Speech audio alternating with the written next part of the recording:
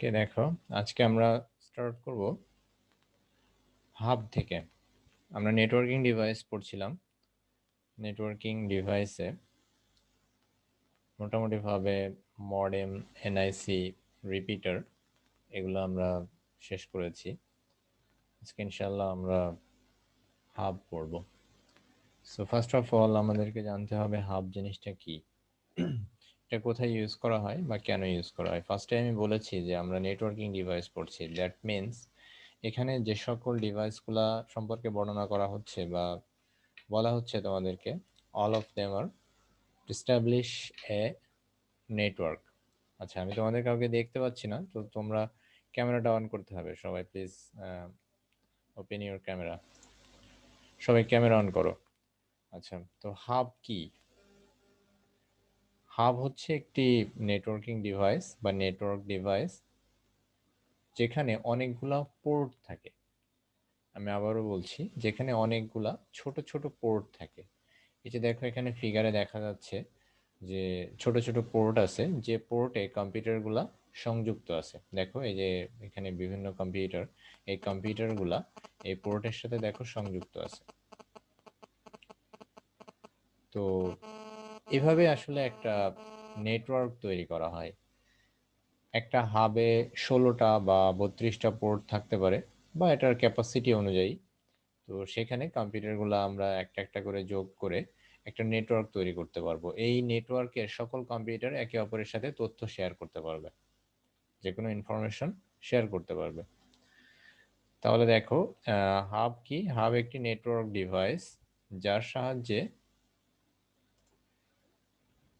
যার মাধ্যমে কম্পিউটার সমূহ পরস্পরের সাথে যুক্ত থাকে। কম্পিউটারের সংযোগ সংখ্যার উপর হাবের ক্ষমতা নির্ভর করে। হাবের মধ্যে অনেকগুলো পোর্ট থাকে। ডেটা প্যাকেট একটি পোর্টে আসলে এটি অন্য পোর্টে কপি হয়, যাতে সব প্যাকেট সমূহ দেখতে পারে। স্টার টোপোলজির ক্ষেত্রে হাব হচ্ছে কেন্দ্রীয় নিয়ন্ত্রণকারী ডিভাইস। তার মানে তুমি একটি হাব দিয়ে যদি কানেক্টেড থাকো, ধরো 10টা কম্পিউটার যদি একটা হাব দিয়ে কানেক্টেড থাকে এভাবে, তাহলে এই 10টা কম্পিউটারে সবগুলোতে একসাথে তথ্য পাঠানো সম্ভব, এবং এই একটা কম্পিউটার আর একটা কম্পিউটারের সাথে সংযুক্ত হতে পারবে বা তথ্য আদান প্রদান করতে পারবে। সংযুক্ত তো আছেই, তথ্যের আদান প্রদান করতে পারবে। সো হাব কত প্রকার? হাব হচ্ছে দুই প্রকার। দেখো, একটা হচ্ছে সক্রিয় হাব আর একটা হচ্ছে নিষ্ক্রিয় হাব। তো সক্রিয় হাবটা কি? এই যে মনে করো যে আমরা এই হাবের কাছে, যে এখানে তো এটাই তো সেন্ট্রাল ডিভাইসটা হচ্ছে হাব, যে ডান সাইডে যে ফিগারে যে সেন্ট্রাল ডিভাইসটা দেখা যাচ্ছে। আচ্ছা, হাবের ফিগারটা আমি একটু বড় করে দেখাই। এই যে নিচে দেখতে পাচ্ছ একটা সুইচ, এটা এটা কিন্তু সুইচ। তো হাবটা দেখতেও কিন্তু এই সুইচের মতো, এখানে দেখো অনেকগুলো পোর্ট আছে। তো আমাদের হাব এবং সুইচের মধ্যে একটু টেকনিক্যাল ডিফারেন্স আছে, কিন্তু দেখতে প্রায় সেম। এরকমই আমাদের হাবের সুইচ পোর্টগুলোও কিন্তু এরকমই হবে দেখতে। তো আমি নেটে একটু যাচ্ছি, দেখো আমাদের এখানে হাবের আমরা একটু বড় করে ইমেজ দেখাই।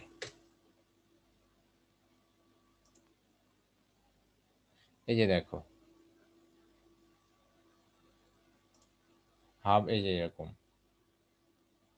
যে পোর্টগুলো দেখো ডান সাইডে এরকম ভাবে একটু,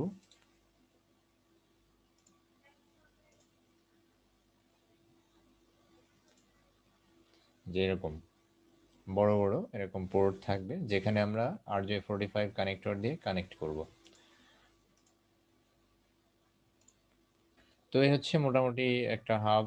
আর হাব হচ্ছে সক্রিয় এবং নিষ্ক্রিয় হাব কাকে বলে সেটা আমি একটু বলছি।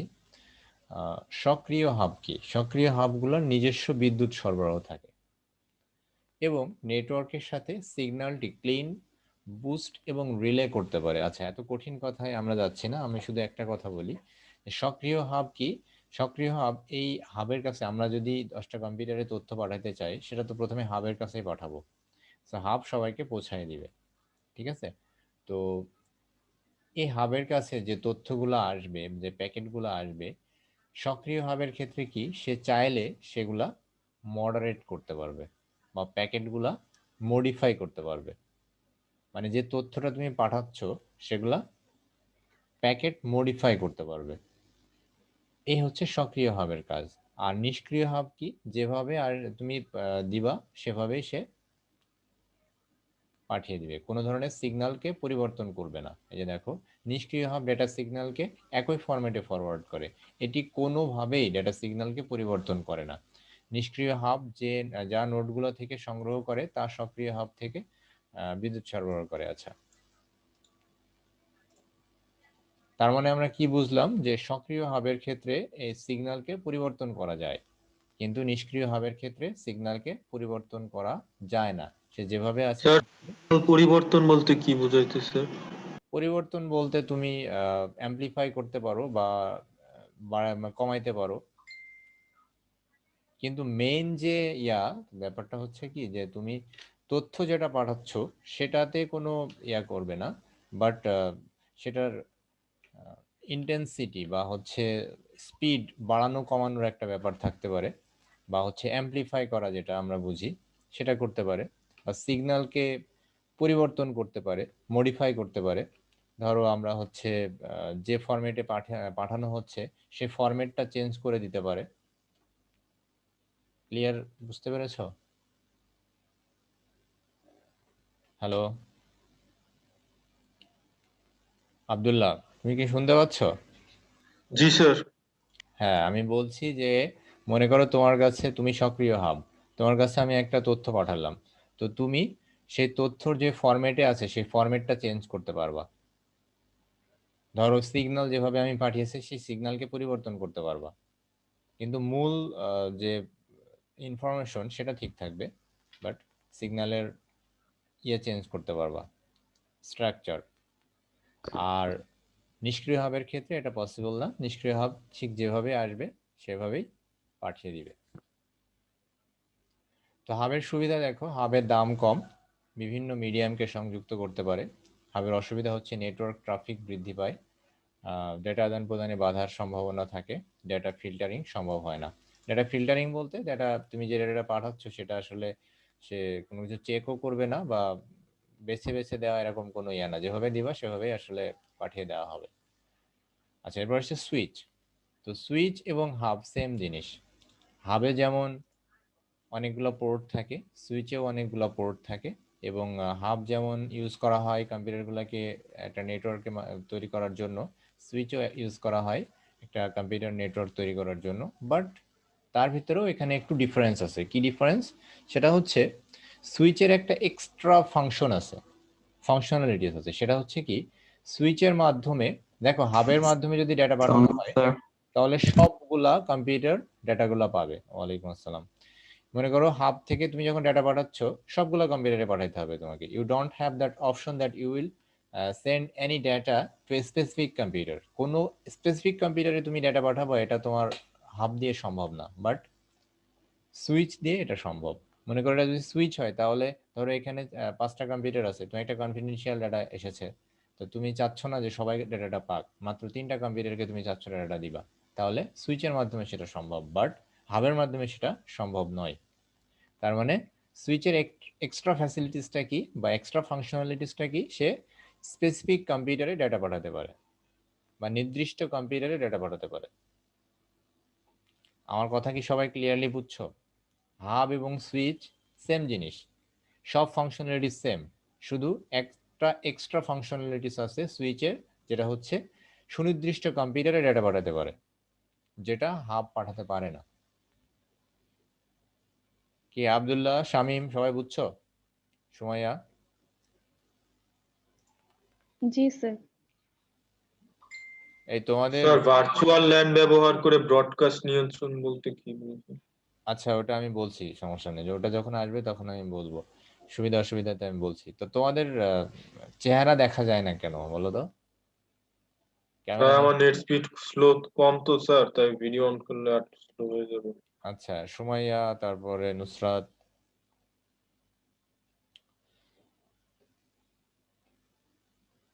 তো দেখো এখানে কি বলছে, সুইচ একটি নেটওয়ার্ক ডিভাইস যার মাধ্যমে নেটওয়ার্কের মধ্যে সার্ভার, ওয়ার্কস্টেশন এবং বিভিন্ন পেরিফেরাল ডিভাইস সমূহ সংযুক্ত থাকে। হাবের সাথে সুইচের পার্থক্য হলো সুইচ প্রেরক প্রান্ত থেকে প্রাপ্ত ডেটা প্রাপক কম্পিউটারের সুনির্দিষ্ট পোর্টটিতে পৌঁছাতে পারে বা পাঠিয়ে দেয়, কিন্তু হাব ওই ডেটা সিগন্যাল প্রাপক কম্পিউটারগুলো সবগুলো পোর্টেই পাঠায়। দ্যাট মিন্স হাব সবগুলা পোর্টে পাঠায়, কিন্তু সুইচ একটা নির্দিষ্ট পোর্টে পাঠাতে পারে। পোর্ট বলতেই তো কম্পিউটার, কারণ পোর্টগুলোতে কম্পিউটারের সংযুক্ত থাকে। আচ্ছা, সুইচের সুবিধা দেখো, ডেটা আদান প্রদানের ক্ষেত্রে বাধার সম্ভাবনা কমায়। ভার্চুয়াল ল্যান ব্যবহার করে ব্রডকাস্ট নিয়ন্ত্রণ করা যায়। হ্যাঁ, এটার কথা বলছিলে তাই তো? স্যার। তো ভার্চুয়াল ল্যান মানে হচ্ছে তুমি ভার্চুয়ালি একটা নেটওয়ার্ক তৈরি করবা, যেটা দিয়ে তুমি ব্রডকাস্ট নিয়ন্ত্রণ করতে পারবা। তার মানে ব্রডকাস্ট বলতে আমরা কি বুঝি? ব্রডকাস্ট বলতে আমরা বুঝি যে এই নেটওয়ার্কে যতগুলো কম্পিউটার সংযুক্ত আছে সবাই পাবে ডেটাটা, মানে সবার জন্য ব্রডকাস্ট, তাই না? তো সেটাকে আমরা হচ্ছে নিয়ন্ত্রণ করে মাল্টিকাস্ট করতে পারি। সেটা কি? ভার্চুয়াল ল্যান তৈরি করে। ভার্চুয়াল বলতে এটা, ভার্চুয়াল জিনিসটা তো তোমরা বুঝো, যে আমি তোমাদের অলরেডি পড়িয়েছি যে এটা আসলে বাস্তবিক পক্ষে কোনো নেটওয়ার্ক তৈরি করা হচ্ছে না, বাট নেটওয়ার্কের ফরম্যাটেই একটা ভার্চুয়ালি তৈরি করা হচ্ছে, যেটা সফটওয়্যারের মাধ্যমে ভার্চুয়ালি প্রতিষ্ঠা করা হচ্ছে একটা LAN network, local area network, যেটার মাধ্যমে এই ব্রডকাস্টকে নিয়ন্ত্রণ করা যায়। আমার মনে হয় তোমরা ক্লিয়ারলি এটা বুঝো নাই, কারণ ক্লিয়ারলি এটা আসলে বোঝানো এভাবে সম্ভব না। তারপর আমি একটু বলি, মনে করো যে এইখানে 10টা কম্পিউটার আছে। তো 10টা কম্পিউটারে মাধ্যমে 10টা কম্পিউটারে তুমি যদি সুইচের মাধ্যমে, সরি, হাবের মাধ্যমে কানেক্টেড 10টা কম্পিউটারে তুমি এই ধরনের কোনো ভার্চুয়াল ল্যান তৈরি করতে পারবা না, বা ভার্চুয়াল কোনো আলাদা নেটওয়ার্ক তৈরি করতে পারবা না। তো এখানে তুমি কি করতে পারবা, ধরো এই 10টা কম্পিউটারের মধ্যে 5টা কম্পিউটার নিয়ে তুমি আলাদাভাবে ভার্চুয়ালি একটা গ্রুপ তৈরি করতে পারবা, একটা গ্রুপ। আমার কথা বুঝছো? ধরো একটা কনফিডেন্সিয়াল ডেটা আসলো, সেটা সবাই পাবে না, ওই ধরো ওই গ্রুপটাকে তুমি দিলা, মানে ভার্চুয়ালি তুমি আলাদা আরেকটা নেটওয়ার্ক তৈরি করলা, ওই একটা নেটওয়ার্কের মধ্যে আরেকটা নেটওয়ার্ক তৈরি করলা, এরকম ব্যাপার। আচ্ছা, এখন দেখো সুইচের অসুবিধা। সুইচের অসুবিধাটা কি? সুইচ হাবের তুলনায় একটু ব্যয়বহুল, যেহেতু এখানে এক্সট্রা ফিচার আছে, অবভিয়াসলি তোমাকে এক্সট্রা পেমেন্ট করতে হবে। ডেটা ফিল্টারিং সম্ভব নয় এখানেও। আচ্ছা, কনফিগারেশন তুলনামূলকভাবে জটিল, এটা নিয়ন্ত্রণ করতে গেলে একটা একটু দক্ষ লোক প্রয়োজন হবে আর কি। এরপর হচ্ছে ব্রিজ। ব্রিজ হচ্ছে, আমরা নর্মালি বুঝি যে ব্রিজ মানে হচ্ছে সেতু, তাই না? জি স্যার। দুইটা রাস্তাকে সংযুক্ত করে, তাই না? ধরো নদীর দুই পাশে দুইটা রাস্তা আছে, সেই দুইটা রাস্তাকে সংযুক্ত করবে কে? ব্রিজ, তাই না? তার মানে কি, ব্রিজের কাজটাই হচ্ছে দুইটা ডেড এন্ডকে সে সংযুক্ত করবে। তো আমাদের নেটওয়ার্কের ক্ষেত্রে ব্রিজ সেম কাজটাই করবে। দেখো এখানে আলাদা দুইটা নেটওয়ার্ক, এটা একটা নেটওয়ার্ক, এটা একটা নেটওয়ার্ক, সেই দুইটা নেটওয়ার্ককে সংযুক্ত করছে ব্রিজ। মনে করো যে শামীমের বাসায় একটা নেটওয়ার্ক আছে, আব্দুল্লাহর বাসায় একটা নেটওয়ার্ক আছে, দুজনের বাসা মোটামুটি পাশাপাশি। তো এই দুইটা নেটওয়ার্ককে আমি সংযুক্ত করতে পারবো, আলাদা আলাদা দুইটা নেটওয়ার্ককে। কিসের মাধ্যমে? এই ব্রিজের মাধ্যমে। ব্রিজ একটি ইন্টার নেটওয়ার্কিং ডিভাইস। ব্রিজ একটি নেটওয়ার্ককে সংযুক্ত করে একটি বৃহৎ নেটওয়ার্ক তৈরি করে, সরি, একাধিক নেটওয়ার্ককে সংযুক্ত করে একটি বৃহৎ নেটওয়ার্ক তৈরি করে। এটি অনেকটা সুইচ বা হাবের মতো। এক্ষেত্রে পার্থক্য হলো, হাব বা সুইচ একই নেটওয়ার্কের বিভিন্ন নোডকে সংযুক্ত করে, অন্যদিকে ব্রিজ একাধিক ছোট নেটওয়ার্ককে সংযুক্ত করে। তার মানে এটাও তোমার ওই যে পোর্ট আছে দেখো, ছোট ছোট, তো একাধিক মানে ইয়ে থেকে, নেটওয়ার্ক থেকে তার নিয়ে এসে এখানে সংযুক্ত করে এটাকে। স্যার কি যন্ত্র ইউজ করা হয় দুইটা কানেক্ট করার জন্য? ব্রিজটাই তো একটা যন্ত্র, বুঝো নাই তুমি? মানে সেটা আমি আবার কি তোমার ধরনের যন্ত্র? আমি তোমার কোশ্চেনটা বুঝি নাই, আবার বলো। না স্যার, ব্রিজ যে যন্ত্রটা স্যার সেটা তো বুঝলাম না। মানে স্যার দুইটা কানেক্ট করা, মানে দুইটা নেটওয়ার্ক যে কানেক্ট করে কোন যন্ত্র দিয়ে? ব্রিজ হচ্ছে এই যে এরকম, মনে করো যে সুইচ বা হাব, এটা দেখতে দেখেছো? সুইচটা দেখেছো এখানে? জি স্যার। এই সুইচের মতোই দেখতে ব্রিজও। আচ্ছা, আমি তোমাকে একটু দেখাই।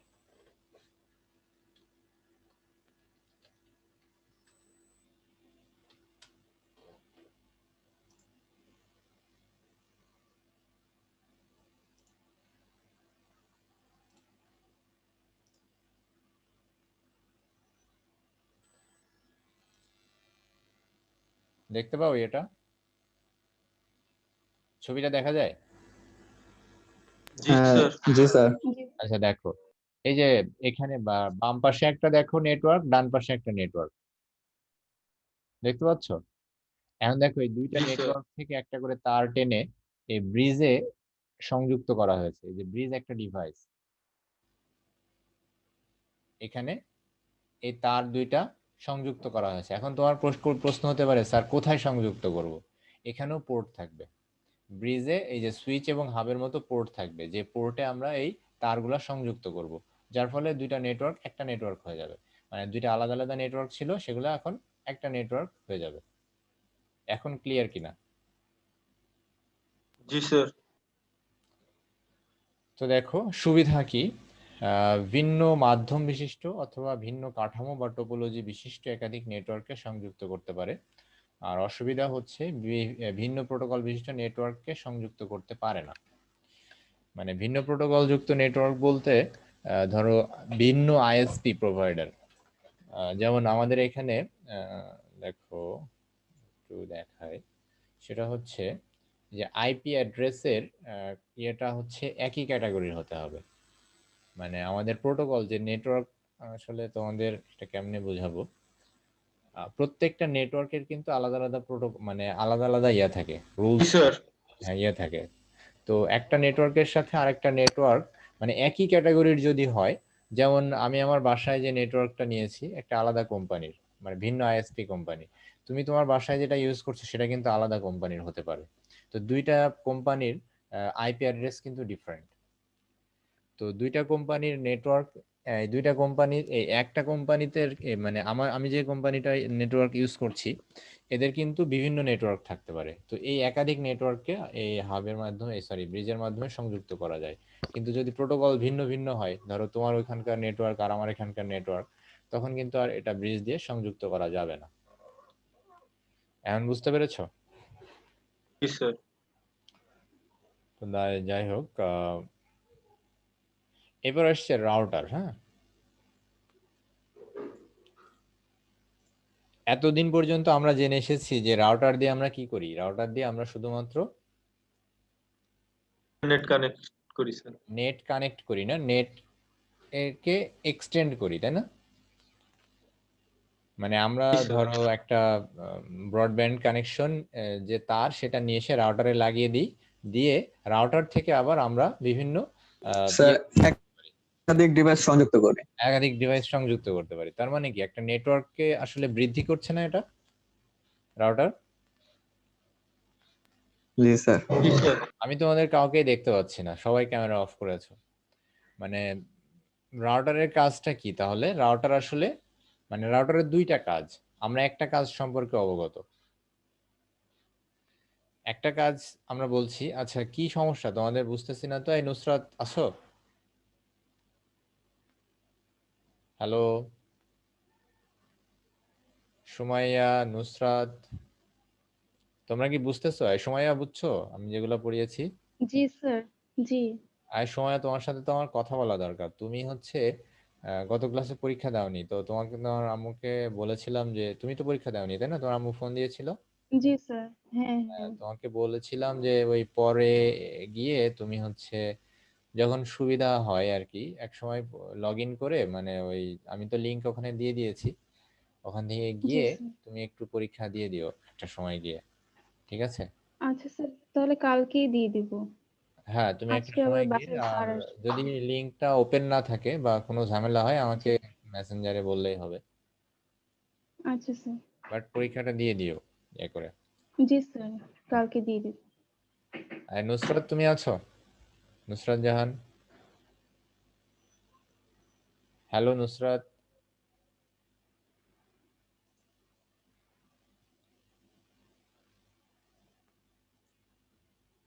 নুসরাতের ক্যামেরা অফ, দেখেছো? তার মানে ও ফাঁকি দিচ্ছে, মানে এখানে জয়েন করে অন্য কোনো কাজ করতেছে। এই জন্য আসলে সবার ক্যামেরা অফ অন করতে বলি। যাই হোক, তো রাউটারে দেখো আমি বললাম যে রাউটার মেইনলি আমরা রাউটারের একটা সার্ভিস নিয়ে থাকি, সেটা হচ্ছে নেটওয়ার্ককে এক্সটেন্ড করছে। আমরা ব্রডব্যান্ড যে তার নিয়ে আসছি, নিয়ে এসে রাউটারে সংযুক্ত করছি, এরপরে আরো 8-10টা ডিভাইস আমরা কানেক্ট করছি রাউটারের মাধ্যমে। That means we are extending A network. But আরেকটা ফিচার বা আরেকটা মেইন কাজ আছে রাউটারের, সেটা হচ্ছে রাউটার একই প্রোটোকল যুক্ত ভিন্ন ভিন্ন নেটওয়ার্ককে সংযুক্ত করতে পারে। ওই যে ব্রিজের মাধ্যমে যে কাজটা আমরা করে আসলাম না একটু আগে, ব্রিজ কি করছে দেখো, ব্রিজ দুইটা আলাদা আলাদা নেটওয়ার্ককে সংযুক্ত করছে। সো রাউটারও ঠিক একই প্রোটোকল যুক্ত ভিন্ন ভিন্ন নেটওয়ার্ককে সংযুক্ত করতে পারে এবং নেটওয়ার্কের বৃদ্ধি করতে পারে, মানে নেটওয়ার্কটাকে বড় করতে পারে। তো নেটওয়ার্ক বড় করছে এটা তো আমরা জেনেই যাচ্ছি যে আমরা বাসায় ইউজ করছি, কিন্তু এটা একই সাথে আবার কি করতে পারে, দুইটা আলাদা আলাদা নেটওয়ার্ককে সংযুক্ত করতে পারে।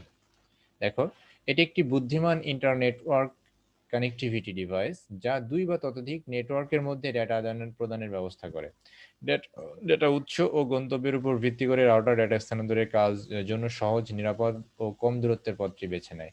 এটি ল্যান, ম্যান এবং ওয়ান এই 3 ধরনের নেটওয়ার্কে কাজ করে।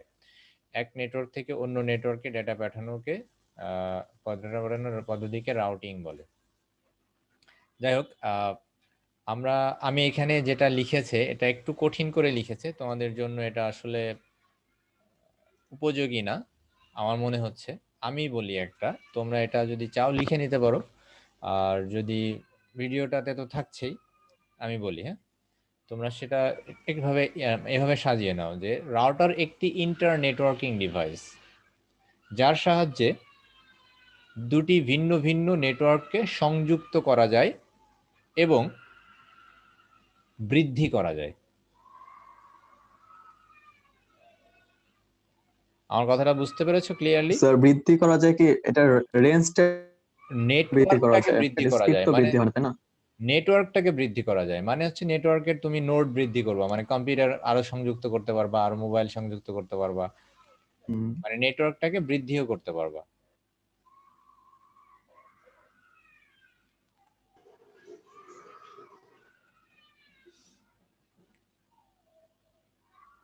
স্যার আরেকবার একটু বলবেন। হ্যাঁ, আরেকবার বলছি, রাউটার একটি ইন্টার নেটওয়ার্কিং ডিভাইস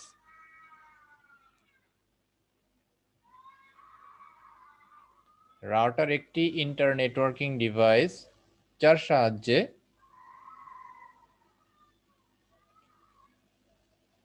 দুই বা ততোধিক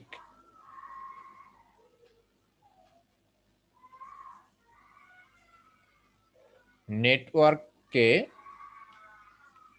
সংযুক্ত করা যায়। আচ্ছা, এখানে একটা কথা মেনশন করে দিতে হবে, একই প্রোটোকল যুক্ত দুই বা ততোধিক নেটওয়ার্ককে সংযুক্ত করতে পারে।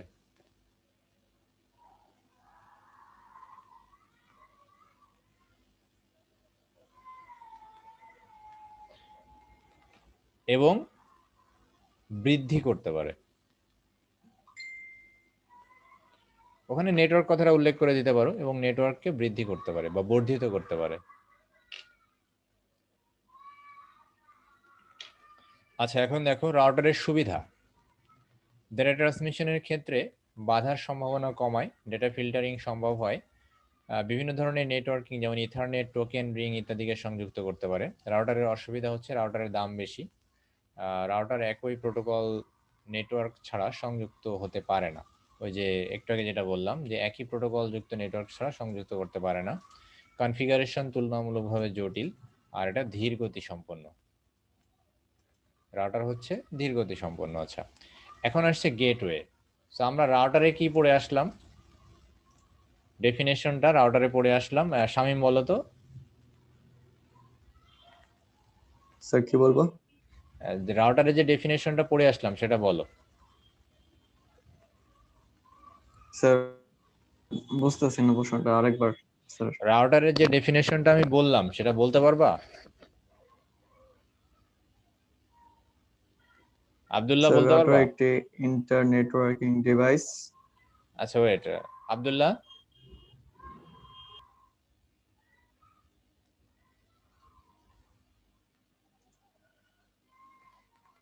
আব্দুল্লাহ কি আছে নাকি?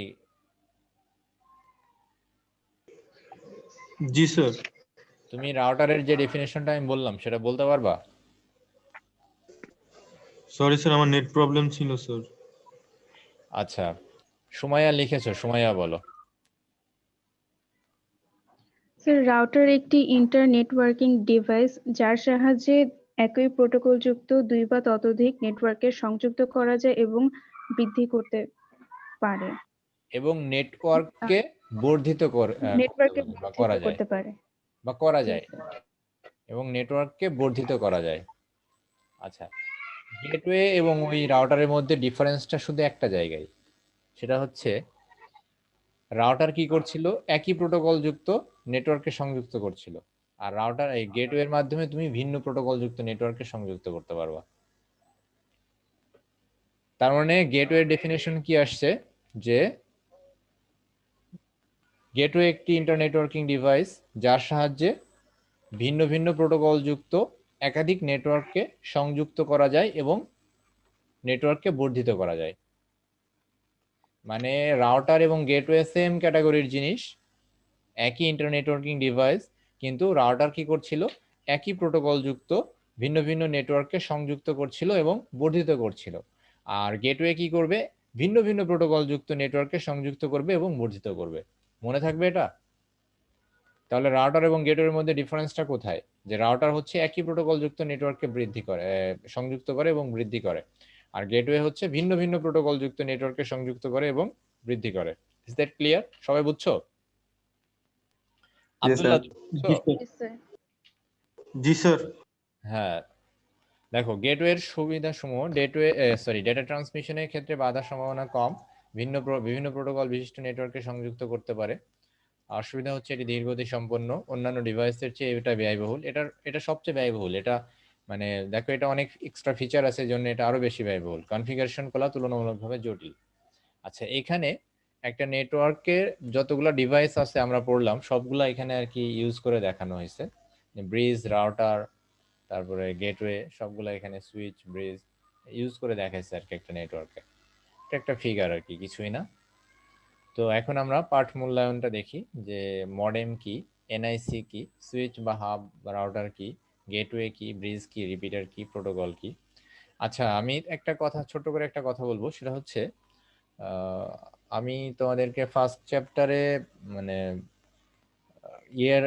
কি বলে, জ্ঞানমূলক এবং অনুধাবনমূলক প্রশ্ন একটা শীটে, মানে যতগুলা, মানে আমি সব হয়তো না, দুই একটা বাকিও থাকতে পারে, মোটামুটি ভাবে যতগুলা জ্ঞানমূলক এবং অনুধাবনমূলক প্রশ্ন আছে উত্তর সহ আমি আগামীকালের মধ্যে দিয়ে দিব। এই যে দেখো, এটা আর কি গুছিয়ে করছি, এটা মনে হয় তোমাদের জন্য একটু কাজে লাগবে।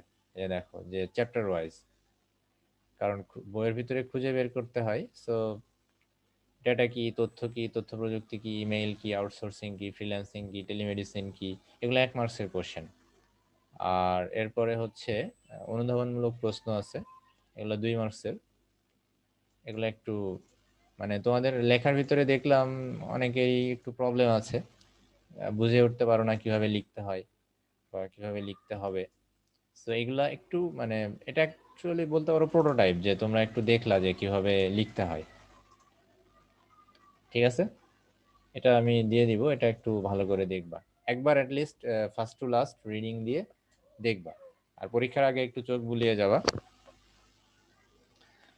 অনুধাবনমূলক প্রশ্ন দেখো, শুধু মডুলেশন বা ডিমডুলেশন কার্যকর পদ্ধতি হতে পারে না, এগুলা দরকার নাই, কারণ এগুলা এত হাই লেভেলের কোশ্চেন তোমাদের আসবে না। তথ্য আদান প্রদানে মডেম গুরুত্বপূর্ণ। আচ্ছা, এটা যদি বলি তাহলে একটু বলে দিলে তোমরা মানে করতে পারবা। মডুলেশন ডিমডুলেশন মনে আছে তোমাদের?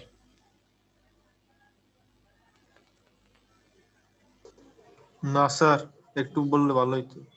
এই মডুলেশন ডিমডুলেশন মনে নাই মডেমের? মডুলেশন বলেছিলাম ডিজিটালকে অ্যানালগ সিগন্যালে রূপান্তর করে, আর ডিমডুলেশন হচ্ছে অ্যানালগ সিগন্যালকে ডিজিটাল সিগন্যালে রূপান্তর করতে পারে, তাই না? তো মডেমের কাজ কি, মডুলেশন করে প্রথমে, এরপরে ডিমডুলেশন করে।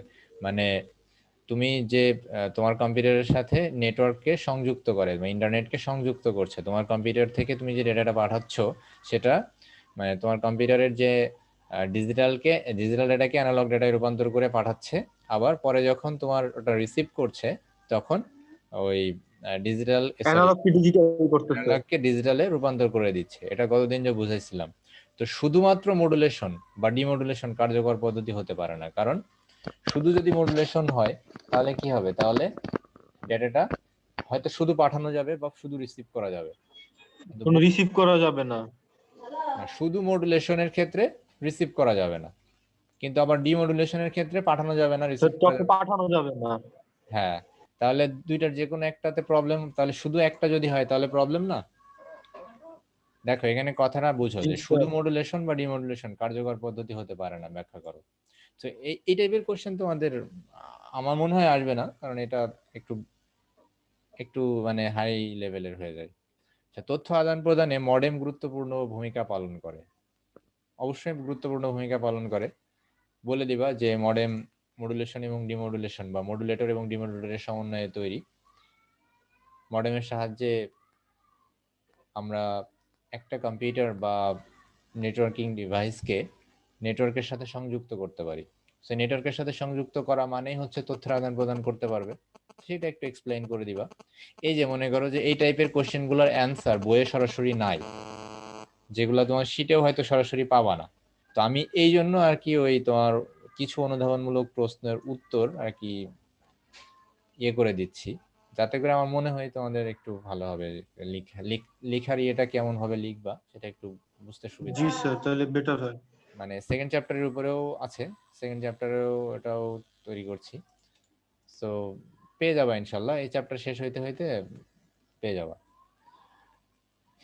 এরপরে সুইচ এবং হাবের মধ্যে কোনটি অধিকতর সুবিধাজনক, ব্যাখ্যা করো। কোনটা? আমি পড়ানোর আজকে তো পড়াইছি, তাহলে বলো। সুইচ সুইচ হ্যাঁ, obviously sir switch. Switch switch কারণ সুইচে নির্দিষ্ট কম্পিউটারে ডেটা পাঠানো যায়। ডেটা ট্রান্সমিশনে দুর্বল সিগন্যালকে শক্তিশালী করার উপায় ব্যাখ্যা করো।